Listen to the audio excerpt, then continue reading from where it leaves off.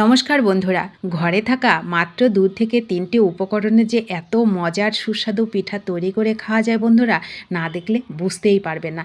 এত মজার এই পিঠাগুলো খেতে এতটা নরম আর এতটা সফট হয়, মুখে দিলেই মিলিয়ে যায়। কোনো রকম কিন্তু চালের গুঁড়ো, আটা, ময়দা কিছুই লাগে না এই পিঠাগুলো তৈরি করতে।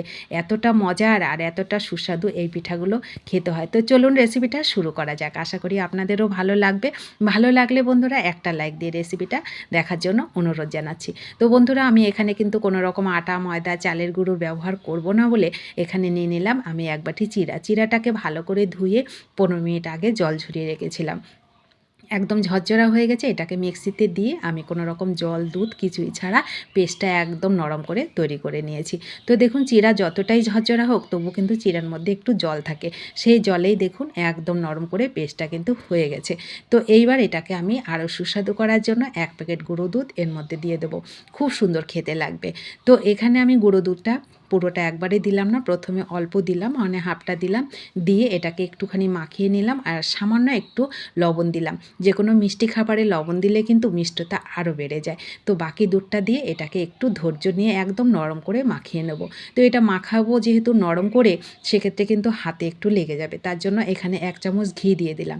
ঘিটা দিলে খুব সুন্দর ফ্লেভারও হয়, খেতেও ভালো লাগে আর মাখাতেও সুবিধা হয়। তো ঘিটা দিয়ে এটা যেহেতু আমি নরম করে মাখাবো, চিড়ার মধ্যে যতটা জল ছিল ততটা জলে কিন্তু ডোটা শক্ত হয়ে যাচ্ছিল। তার জন্য আমি 1 চামচ এখানে লিকুইড দুধ দিয়ে দিলাম। দিয়ে এবার এটাকে সুন্দর করে একেবারে নরম করে মাখিয়ে নিলাম। তো মাখাটা হয়ে গেল। আর একটু ঘি উপর থেকে একটু লাগিয়ে নিলাম, খুব সুন্দর ফ্লেভার হয়। তো তারপরে এটাকে শেপটা হচ্ছে সম্পূর্ণ আপনাদের পছন্দের। আপনারা যেমন শেপে খাবেন সেরকমই কিন্তু তৈরি করে নিতে পারেন। আমি দেখুন এরকম নরম গোল গোল করে এগুলোকে তৈরি করে নিচ্ছি। খুব সহজ কিন্তু এই শেপটা তৈরি করা। এই শেপটা যেমন সহজ তৈরি করা, আবার এভাবে তৈরি করলেও কিন্তু শিরাতে খুব সুন্দর তাড়াতাড়ি ভিজেও যায় আর খেতেও ভালো লাগে, নরমও হয়, সফট হয়। তো তৈরি হয়ে গেল। আমি গোল গোল শেপে এগুলোকে তৈরি করে নিলাম। এইবার হচ্ছে একটা শিরা তৈরি করব। একটা বাটি বসিয়ে দিলাম উনানে, বসিয়ে দিয়ে 1 বাটি জল দিলাম। 1 বাটি জলের সাথে হাফ বাটি চিনি দিলাম। একটু পাটালি গুড় দিলাম খেজুরের, খুব সুন্দর ফ্লেভারও হবে, কালারটাও কিন্তু খুব সুন্দর হবে। এইবার এটাকে ঘন করে জাল আমি করব না, শুধু গুড় আর চিনিটা মেল্ট হয়ে গেলেই এই শিরাটা আমার তৈরি হয়ে যাবে। 2 থেকে 3টে একটু এলাচ ফাটিয়ে দিলাম, তাতেও কিন্তু খুব সুন্দর ফ্লেভার হবে। তো দেখুন গুড় চিনি দুটোই আমার মেল্ট হয়ে গেছে, আমার শিরাটা রেডি। ওটাকে নামিয়ে আমি ঢেকে রাখবো, তাহলে শিরাটা গরম থাকবে। এদিকে উনুনে আরও একটা কড়াই বসিয়ে আমি তেল বসিয়ে দিলাম। তেলটা মিডিয়াম হিটে, মানে একদম হাই হিটে এগুলোকে দেবেন না, যখন হালকা মানে মিডিয়াম গরম হবে তখন এগুলোকে দেব। আর গ্যাসটাকে মিডিয়াম টু লোতে করে রেখে এগুলোকে একটু ধৈর্য নিয়ে সুন্দর করে এরকম লাল লাল করে ভেজে নেব। আর ভাজতেও কিন্তু কোনো রকম অসুবিধা হয় না। খুব সহজ এই পিঠাটা তৈরি করে খাওয়া।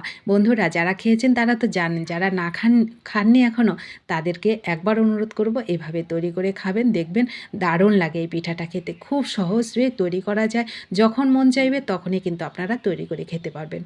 তো দেখুন, প্রথমে যেগুলো ভেজেছিলাম সেগুলোকে গরম গরম শিরার মধ্যে ডুবিয়ে দিলাম, চামচ দিয়ে একটু শিরাতে ডুবিয়ে দিলাম, তাহলে তাড়াতাড়ি শিরার মধ্যে স্যুপ করে যাবে। তো পরেরগুলোকেও আমি একইভাবে ভেজে এর মধ্যে ডুবিয়ে দিলাম।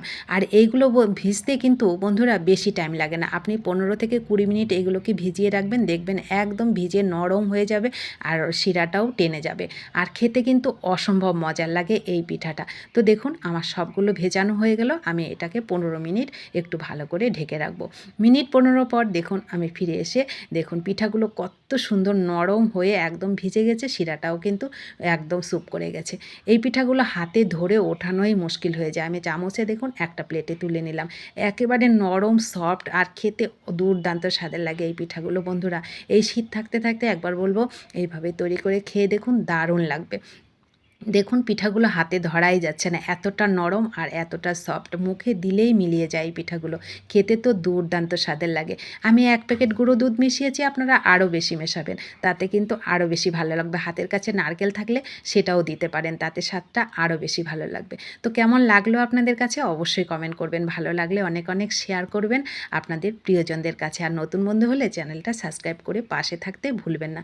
যারা পাশে আছেন তাদেরকে আমি অসংখ্য অসংখ্য ধন্যবাদ ও ভালোবাসা জানাই আমার পাশে সব সময় থাকার জন্য। আমিও চেষ্টা করি যতটা সময় পাই আপনাদের পাশে থাকার। তো বন্ধুরা, রেসিপিটা ভালো লাগলে ভিডিওটিতে কিন্তু একটা লাইক করতে ভুলবেন না। আপনাদের একটা লাইক পরবর্তী রেসিপি তৈরি করতে অনেকটা উৎসাহিত করে। তো দেখা হবে নতুন কোনো রেসিপিতে, ততক্ষণ অবশ্যই কিন্তু সকলে ভালো থাকবেন, সুস্থ থাকবেন। ধন্যবাদ।